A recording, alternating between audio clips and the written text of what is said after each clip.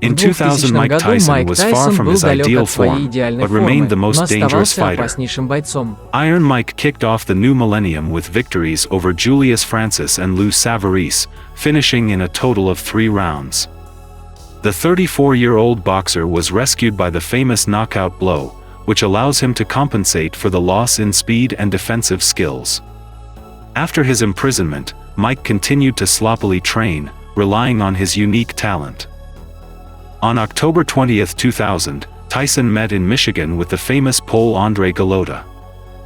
Golota is an eccentric boxer who was 32 years old at the time of the meeting with Tyson.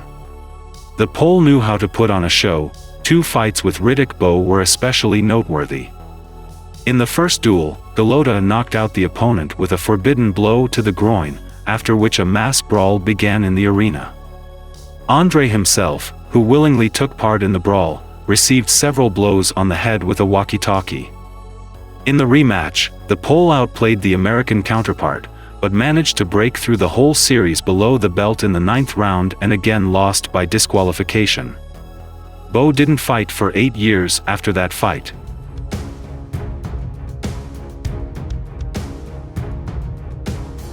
Tyson began the meeting with Golota in the usual style, holding the opponent against the ropes and bringing down several dozen punches on him.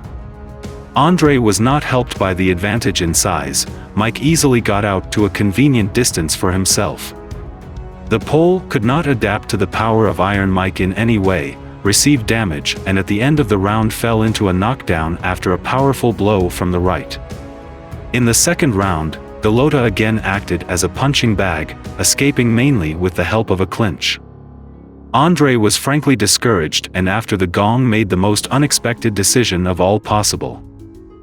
Golota simply did not reach the 3rd round and began to argue with the coach, who was against stopping the fight. The Pole irritably brushed aside attempts to insert a mouthguard into his mouth, walking non-stop on his side of the ring. Soon the boxer completely climbed over the ropes, going to the locker room under the close attention of the cameras. Tyson, who was announced an early victory, suddenly lost his temper. The American athlete wanted to get a clean knockout, the chance of which was very high. Iron Mike hardly calmed down. His team explained that the fighter still achieved his goal. The most dissatisfied was the public, deprived of a paid spectacle. A deafening noise and whistle arose in the arena. Hastily leaving Golota at first was accompanied only by aggressive cries, but soon the fans began to throw at him all the objects at hand. Fruits, coins and cups of drinks flew into the Polish boxer. A jar of energy that got into Golota painted the figure of the athlete in red.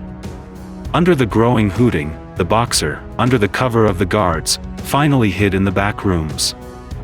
Representatives of the Showtime TV channel, which acted as the organizer of the fight, were also upset.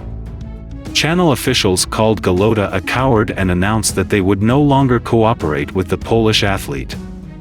Soon Andre gave an interview in which he explained his act with a serious injury.